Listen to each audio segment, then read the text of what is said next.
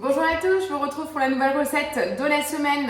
Cette fois-ci, je vous propose une recette végétarienne. Pour démarrer cette année, ça peut être sympa aussi de découvrir des nouvelles saveurs. C'est un curry de légumes qui s'appelle le korma veggie. C'est une recette qui se retrouve sur Cookidoo et donc qui est réalisable avec n'importe quel Thermomix, je vous le rassure. C'est tout simplement un curry de légumes avec carottes, oignons, petits pois, pommes de terre, poivrons. Voilà, c'est vraiment très simple. C'est un tout en un, mais il y a aussi la petite touche subtile avec la noix de cajou que j'adore. Et je me suis dit pourquoi pas, entre les crêpes et les beignets, une petite recette végétarienne pour retrouver la ligne. C'est pas plus mal. On attendra la semaine prochaine pour les beignets. Vous me suivez?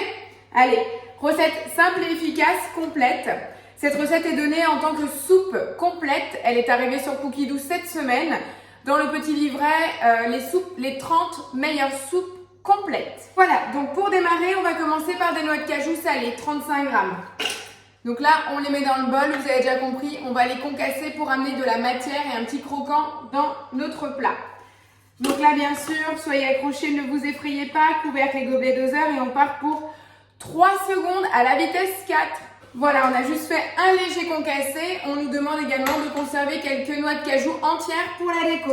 On continue la recette sans laver le bol, bien entendu. Rien ne se perd. On vient mettre un oignon coupé en 4 dans le bol, 4 gousses d'ail et 1 cm de gingembre frais. Voilà, là comme d'habitude, on va venir mixer 5 secondes à la vitesse 5. Retirez toujours votre bol, regardez. On a vraiment quelque chose de top avec le gingembre, ça ramène une touche fabuleuse. Donc là, on rajoute 2 cuillères à soupe d'huile d'olive ou de tournesol. Donc là, je vais tout simplement peser 35 grammes. Je viens mettre le couvercle sans le gobelet doseur et je viens poser le panier de cuisson sur le dessus. Et cette fois-ci, on part pour 5 minutes à 120 degrés vitesse 1. Alors j'en profite pour vous passer à nouveau un message de sécurité. Vous l'avez vu, il y a eu plusieurs messages d'information sur vos Thermomix ces derniers temps. Puisqu'il est demandé maintenant de remplacer notre gobelet TM6 qui se clip sur notre couvercle. Il nous est demandé d'être remplacé dès qu'on dépasse les 95 degrés et il doit être remplacé par le panier. Pourquoi?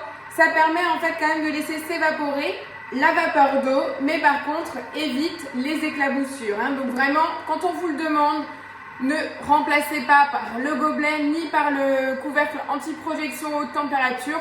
Écoutez vraiment la consigne. Donc on met tout simplement ce petit panier. Je peux rester à côté, je ne crains rien. Par contre, la vapeur va tout de même pouvoir s'évaporer doucement. Pendant ces 5 minutes, qu'est-ce qu'il nous reste à faire? On nous demande de couper 2 pommes de terre en cubes. C'est déjà prêt. 4 carottes en biseau. Donc vraiment des petits biseaux coupés au couteau. Alors pourquoi la carotte en biseau? Vous le savez? En fait, c'est une astuce. Alors le pourquoi du comment, je ne sais pas. Mais en tout cas, il est dit que la carotte coupée en biseau exprimerait beaucoup plus de saveur. Voilà, c'est la petite astuce. Vous verrez, pour cette vidéo, c'est une recette très simple, mais j'aime bien mettre le doigt sur des recettes souvent très simples qui peuvent se noyer dans les 9300 recettes que Cookidoo propose. La pointe de piment, donc moi j'utilise toujours ma pâte de piment maison, les noix de cajou, 400 g de tomates en conserve, le sel, on est tout bon, la soupe de curry en poudre, on est bon. Voilà, écoutez, il n'y a pas grand chose à vous dire d'autre que de devoir patienter le temps de cuisson avant de continuer la recette. Voilà, les 5 premières minutes de rissolage viennent de se finir. Faites bien attention quand vous retirez justement le fameux panier. On nous demande de rajouter donc 2 pommes de terre coupées en cubes. Donc prenez des pommes de terre moyennes, il n'y a pas de grammage.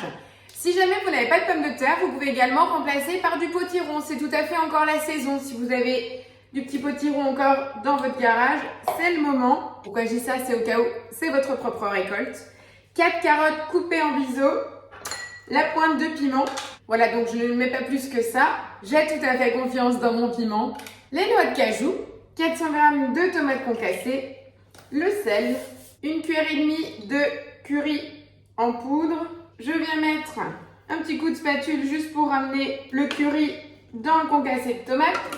Je mets le couvercle, nouveau sans le gobelet doseur avec le panier de cuisson sur le dessus. Et là, on part pour une première partie de cuisson, 17 minutes, 100 degrés, en vitesse mijotage et bien entendu en sens inverse. Je vous retrouve donc juste après les 17 minutes pour la suite. Ici, il nous reste encore les petits pois et les poivrons avec la crème. À tout de suite. Voilà, les 17 minutes viennent de se finir. En tout cas, au niveau arôme, on sent bien le curry qui prend le dessus. Des couleurs, et oui, on est au mois de février, bientôt carnaval, on est lassé de l'hiver, il nous faut de la couleur dans l'assiette. Alors n'hésitez pas, c'est les légumes du moment. Et là, mes petits pois et mes poivrons sont ceux du jardin que j'ai au congélateur pour l'hiver. Donc je viens rajouter 150 g de petits pois. Donc c'est des petits pois surgelés. Et là, on nous demande un poivron. Donc un poivron, c'est entre 160 et 180 g de poivron, pour vous donner une petite idée. Là, c'est un mix de poivron chocolat et poivron vert. On me demande 250 g de crème entière.